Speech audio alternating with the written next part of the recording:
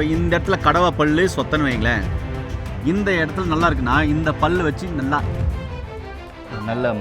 மசிச்சு இங்க இருக்குது அப்படியே டிரான்ஸ்ஃபர் பண்ணும்.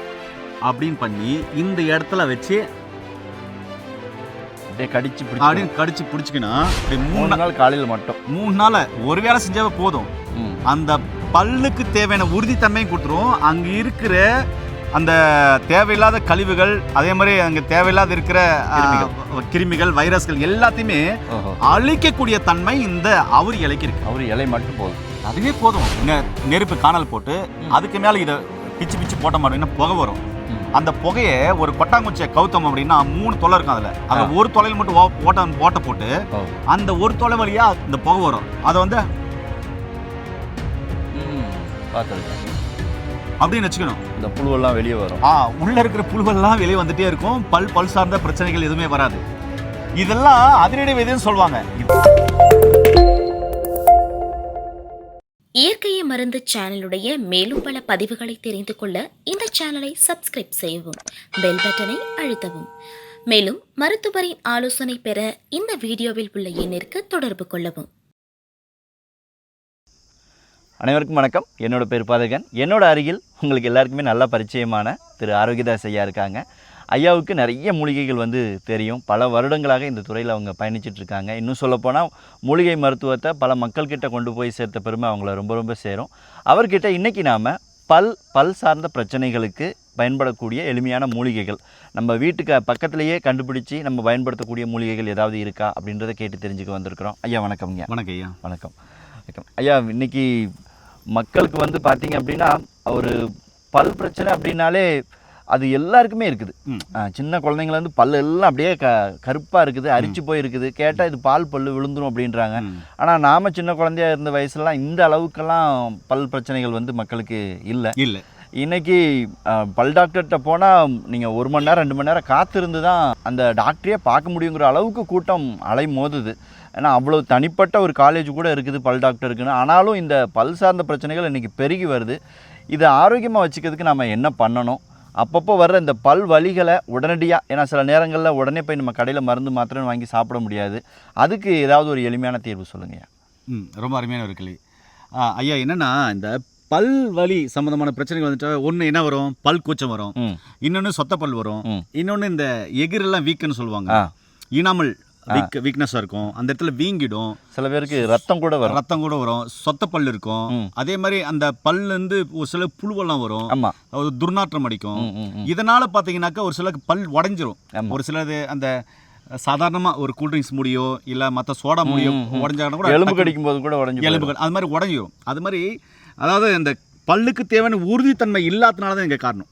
இதுக்கு என்னென்ன காரணம் அப்படின்னா, நம்ம பயன்படுத்துகிற டூத் பேஸ்ட்லேருந்து நான் சொல்லிட்டே போவேன். இப்போ சரி பண்ணணும் அப்படின்னு சொன்னால் நம்ம முன்னோர்கள் வாழ்ந்த வாழ்க்கை முறைக்கு சாதாரணமாக பாருங்கள், இது வேப்ப மரம். அவங்க பாருங்கள், ஐயா காமிக்கிறாரு, இது வேப்ப மரம். வேப்ப மரத்தில் பல் விளக்கினீங்கன்னா பல் சார்ந்த பிரச்சனை வரவே வராது, ஜென்மத்துக்கும் வராது, எப்போக்கு வராது. அதனால தான் சொன்னாங்க ஆளும் வேலும் பல்லு குருதி அப்படின்னு சொல்லிட்டு. நம்ம எதாச்சும் நின்றுக்கிறோம், வேப்ப மரம் பக்கத்தில் இருக்குது, அதனால் இதை சொல்கிறேன். இப்போது ஒருவேளை பல்வலி அதிகமாக வந்துருச்சு, உயிரே போகுது, அந்த இடத்துல சொத்தப்பல் இருக்குது, உள்ள புழு இருக்குது அப்படின்னு சொன்னால், இப்போ என்னுடைய கையில் பார்த்தீங்கன்னாக்க சாதாரண அவுரி தான். இந்த அவுரியை எதுக்கு பயன்படுத்தலாம்னா, இதனுடைய வேர் இருக்கு இல்லையா, இந்த வேர் விஷம் சார்ந்த நஞ்சு சார்ந்த பிரச்சனைகளுக்கு முறிவு செய்கிறதுக்கு நம்முடைய முன்னோர்கள் பயன்படுத்தினாங்க. இதனுடைய இலைகள் பார்த்தீங்கன்னா எதுக்கு பயன்படுத்தினாங்கன்னா, நம்முடைய ஹேர் டைக்கு பயன்படுத்தினாங்க. சாயம் பூசுறதுக்கு நிறைய. ஆமாம், நம்முடைய முன்னோர்கள் பார்த்தீங்கன்னா இயற்கையாகவே சாயம் பூசுறது இதுதான் பயன்படுத்தினாங்க. ஆனால் இதில் நம்ம மலைவாழ் மக்கள் பயன்படுத்தின ஒரு ரகசியம் என்ன அப்படின்னு சொன்னால், ரொம்ப உயிரே போகுது, பல்வலி தாங்கவே முடியல, ஹாஸ்பிட்டல் ரொம்ப தூரமாக இருக்குது அப்படின்னா ஒரு 3 நாள் அவங்க எடுக்கிற மருந்து மாத்திரைகளோடு சேர்த்து இந்த அவுரி இலையை சாதாரண இப்படி உருவிக்கணும். அவ்வளோதான், இப்படி உருவிக்கணும்.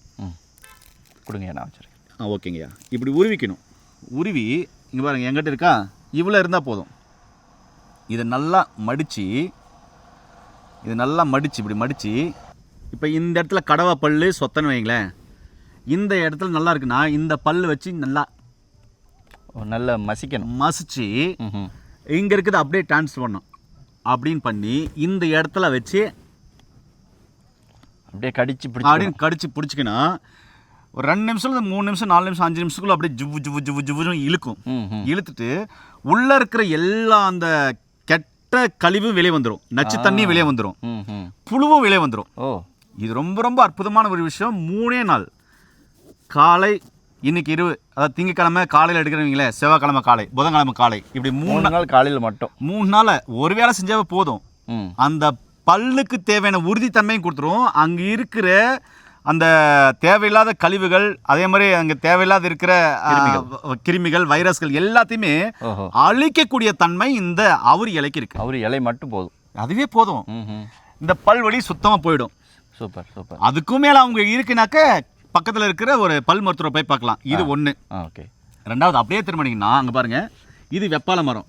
வெப்பாலை ரொம்ப பல்வலி இருக்கு அப்படின்னா, உயிரே போகிற அளவுக்கு இருக்குது அப்படின்னு சொன்னால், ஒரே ஒரு வெப்பாலை இலையை எடுத்து உங்களுடைய கையில் இருக்குது வெப்பாலை இலை. இங்கே பாருங்கள், இதுதான் வெப்பாலை இலை. இந்த வெப்பாலை இலை ஒன்றும் இல்லை, ஒரே ஒரு இலையை மட்டும் இப்படி கட் பண்ண வருதுங்களே, கட் பண்ணால் வெள்ளை பால் வரும். ஓகே தான். உள்ளே முழுங்கிடக்கூடாது, அந்த எச்செல்லாம் வெளியே துப்பிடணும். இங்கே பாருங்கள், இப்படி மடிச்சிடணும். இப்படி மடித்து வெத்தலை பாக்க மாதிரி இப்படி மடித்து வெத்தலை மாதிரி மடிக்கணும். இந்த இடத்துல ஆமாம், இந்த இடத்துல சொத்தப்பல் இருக்குன்னா இந்த பக்கம் அப்படின்னு ஒன்றும் அதிகமாக நல்லா மெண்டு இந்த இடத்துல வச்சு அப்படின்னு அடைக்கணும். கடிச்சிக்கிட்டே இருக்கணும். 2 நிமிஷம் போதும், அதிகபட்சம் 3 நிமிஷம், அதுக்கு மேலே தாங்க முடியாது. அப்படி ஜிவு ஜிவுன்னு எடுக்க எரிய ஆரம்பிச்சிடும். ஆனால் என்ன ஆகுனா, அங்கே இருக்கிற அந்த சொத்தப்பல்ல இருக்கிற இடத்துல எல்லா கிருமியும் செத்துரும், அங்கே இருக்கிற புழுகள் வெளியேறிடும், பல்லுக்கு உறுதித்தன்மையை கொடுத்துரும். ஆனால் முழுங்கிடக்கூடாது, அதை வெளியே துப்பிடணும். இதெல்லாம் அதிரடி வைத்தியம்னு சொல்லுவாங்க. இப்போ நீங்கள் முதல்ல சொன்ன அவுரி இருக்குல்ல, இதோட சாரையும் துப்ப தான் செய்யணுங்களா? இந்த சாறு நீங்கள் உள்ளுக்கு எடுத்தால் கூட ஒன்றும் செய்யாது. ஏன்னா இது உள்ள இருக்கிற விஷத்தையும் எடுக்கும். இதோடைய வேரில் பார்த்தீங்கன்னா நம்ம சித்த வைத்தியர்கள் எல்லாம் இதில் வந்து நம்ம முழுங்கக்கூடாது. இதுதான் முழுங்கக்கூடாது. சரிங்களா? இது நீங்கள் தவறி 1 2 ஒரு சொட்டு 2 சொட்டு போச்சுன்னா பிரச்சனை இல்லை. ஆனால் இதையுமே துப்புறது நல்லது. இதுதான் துப்பணும், விழுங்கெல்லாம் கூடாது. நான் இப்போ சொல்கிறதெல்லாம் விழுங்கிறதுக்கு இல்லை, துப்புறதுக்கு தான். ஆனால் இதோடைய வேரை வந்து நம்ம சாராவே போட்டு குடிப்போம். விஷத்தன்மை எதனா இருக்குது, உடலில் தேவையில்லாத கழிவுகள் இருக்குது, நஞ்சு முறி சூரணமா, ஆமாம், நஞ்சு முறிவு சூரமா, உடல் தூய்மை கசாயத்துலலாம் இதை போட்டு கலப்பாங்க. நம்முடைய முன்னோர்கள் கலக்கிறாங்க, இப்போ சித்த வைத்தியர்கள் பாரம்பரிய வைத்தியர்கள் கலக்கிறாங்க. இதோட வேறு அவ்வளோ அற்புதமானது. நம்ம கல்லீரலை டீடாக்ஸ் பண்ணோம் அப்படின்னாக்கா அது இது நல்லது தான். இப்போ இது 1 2 சொட்டு போயிட்டா பரவாயில்ல, முழுங்கிட வேணான்னு சொல்கிறேன். இப்போ நான் இதை வாயில் வச்சு அப்படி எப்படி, இப்போ நம்ம டூத் பேஸ்ட் இருக்குது, முழுங்கிறோம்ல? இல்லை இல்லை, புரியுது. அது மாதிரி டூத் பேஸ்ட் மாதிரி தாங்க சொல்லியிருக்கேன். இந்த இலையை வந்து டூத் பேஸ்ட் மாதிரி பயன்படுத்தணும். அப்புறம் துப்பிடணும். துப்பிட்டு சுடு தண்ணியில் உப்பு போட்டு அவ்வளோ வாய் கொப்பளிச்சு அப்படின்னு துப்பிடணும். அவ்வளோதான், க்ளீன் பண்ணிக்கோங்க. இப்படி நீங்கள் 3 வேளை அவுரியே செய்யுங்க, சூப்பராக கேட்கும். இந்த வெப்பலையில் ஒரே ஒரு டைம் பயன்படுத்தினா போதும். ரொம்ப வலியாக இருக்குன்றவங்க பயன்படுத்திட்டு அதுக்கப்புறம் அவங்க ஹாஸ்பிட்டலுக்கு போகலாம். அதே சமயத்தில் சாதாரண கறியில் பல் விளக்கலாம். இந்த ஆலம் வேலை மரத்தில் ஆலமரத்தில் பல் விளக்கலாம். ரொம்ப வலியாக இருக்குது அப்படின்னா, எமர்ஜென்சி எதுவுமே கிடைக்கல அப்படின்னு சொன்னால், ஒரு கிராம்ப் இருக்குல்ல, அந்த முட்டை எடுத்துகிட்டு, மொக்கு மேலே மொட்டை இருக்கும், முட்டை எடுத்துகிட்டு ஒரு 2 கிராம்ப் வச்சு நல்லா நசிச்சு, புண்ணு இருக்குது அந்த இடத்துல புழு வெட்டு இருக்கிற இடத்துல வச்சு அடைச்சிக்கலாம். இப்படியெல்லாம் பண்ணலாம். ஒருவேளை இதெல்லாம் இல்லை, நான் சொல்கிற மூலிகை கிடைக்குதுன்னா இன்னும் சூப்பராக இருக்கும். என்ன அப்படின்னு சொன்னாக்க, சாதாரணமாக இருக்கிற கண்டங்கத்திரி. இந்த கண்டங்கத்திரி நல்லா பழுத்து மஞ்சள் கலராக இருக்கும். அந்த காயை எடுத்துகிட்டு வந்து ஒரு 2 நாள் காய் வச்சிடணும். இல்லைன்னா காஞ்ச காயும் கிடைக்கும். அது எடுத்துகிட்டு வந்து அதுக்குள்ளே நெருப்பு காணல் போட்டு அதுக்கு மேலே இதை பிச்சு பிச்சு போட்டோம் அப்படின்னா புகை வரும். அந்த புகையை ஒரு கொட்டாங்குச்சியை கவுத்தோம் அப்படின்னா 3 தொலை இருக்கும். அதில் ஒரு தொலையில் மட்டும் ஓட்ட போட்டு அந்த ஒரு தொலை வழியாக அந்த புகை வரும். அதை வந்து பார்த்துருக்குறேன் அப்படின்னு வச்சுக்கணும். அந்த புழுவெல்லாம் வெளியே வரும். உள்ளே இருக்கிற புழுவெல்லாம் வெளியே வந்துகிட்டே இருக்கும். பல் சார்ந்த பிரச்சனைகள் எதுவுமே வராது. இதெல்லாம் அதிரடி வைத்தியம்னு சொல்லுவாங்க. இதெல்லாம் செஞ்சோம் அப்படின்னு சொன்னால் 1 2 3 நாளே நல்ல ரிசல்ட் இருக்கும். அதுக்கு மேலேயும் வரக்கூடாதுன்னா கால்சியம் அதிகமாக இருக்கிற உணவுகள் எடுத்துக்கணும். அதே மாதிரி பல்லுக்கு உறுதியான உணவுகள் எடுத்துக்கணும். நல்லா நார்ச்சத்து உணவுகள் எடுத்துக்கணும். இதெல்லாம் எடுத்துகிட்டு ஆலமரத்தில் இல்லை வேலை மரத்தில் பல் விளக்கிட்டு வந்தீங்கன்னா, கறி இருக்குல்ல, சாதாரண கறி, அடுப்பு கறி, அதை வச்சு நீங்கள் உப்பு போட்டு பல் விளக்கிட்டு வந்தீங்கன்னா பல் சார்ந்த பிரச்சனைகள் வராது. அந்த உப்போடு சேர்த்து ஒரு சிலர் என்ன கேட்குறாங்க, என்கிட்ட நிறைய பேர், ஐயா மஞ்சள் தூள் சேர்த்திக்கலாமான்னு கேட்பாங்க. தாராளமாக சேர்த்திக்கலாம். ஆனால் பல்லு மஞ்சள் ஆகிடுங்களே. தேவையான அளவு ஐயா. பச்சை மஞ்சளே சாப்பிட்றோம். அந்த பச்சை மஞ்சளில் என்ன இருக்குது? நிறைய என்ன இருக்குது? குறுக்கு மீன் இருக்குது. இந்த குறுக்கு மீன் என்ன செய்யும்? ரத்தத்தை தூய்மைப்படுத்தும். சரிங்களா? ஆர்கன் எல்லாம் சரி பண்ணும்.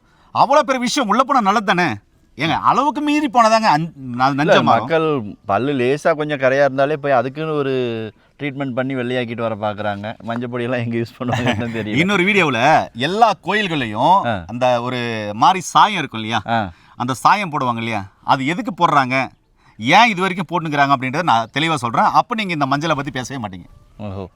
ஏன்னா அந்த மஞ்சளில் அவ்வளோ மகத்துவம் இருக்குது. அதனால் குறுக்கு மீன் வந்து நீங்கள் தேவையான அளவு சேர்த்திக்கலாம்.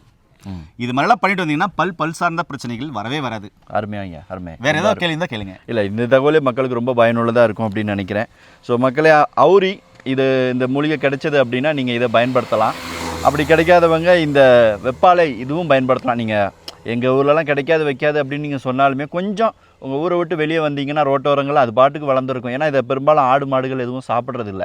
அதனால் இந்த மூலிகைகள் பெரும்பாலும் உங்களுக்கு கிடைக்கும். இந்த தகவல் உங்களுக்கு ரொம்ப பயனுள்ளதாக இருந்தது அப்படின்னா இதை மற்றவங்களுக்கும் பகிர்ந்துக்கோங்க, அவங்களுக்கும் பயனுள்ளதாக இருக்கட்டும். இன்னொரு வீடியோவில் ஐயாவோட நம்ம மீண்டும் சந்திக்கலாம். நன்றி, வணக்கம். ஐயா, இன்னொரு விஷயம் கூடுதலாக தவறுனா, இது காய வச்சு பொடியாக பயன்படுத்தலாமா கேட்பாங்க ஒரு கேள்வி. எல்லாம் பயன்படுத்தக்கூடாது. இது அப்போதைக்கான தீர்வு மட்டும்தான். ஆனால் வில்ல முழுங்கிடக்கூடாது. வெளியே மட்டும் எப்படி டூத் பேஸ்ட் போனால் வெளியே துப்பிடுவோம், அது மாதிரி வெளியே துப்பிட்டு அதுக்கப்புறம் உப்பு தண்ணியில் போட்டு காகல் பண்ணிக்கணும். ரொம்ப அருமையாக தீர்வு கிடைக்கும். அதுக்கப்புறம் நீங்கள் ஹாஸ்பிட்டலுக்கு போய்க்கலாம். நல்லது, சரிங்களா? மேலும் தகவல் சொன்ன மாதிரி ஐயா வேணும்னாக்க கீழே போய் நம்பர் கால் பண்ணுங்கள். இல்லை இயற்கையான பல்பொடி வேணும்னாலையும் கண்டிப்பாக நீங்கள் கால் பண்ணுங்கள். நல்லதுங்க. மீண்டும் இன்னொரு வீடியோவில் சந்திக்கலாம் நேயர்களே. நன்றி, வணக்கம். வணக்கம்.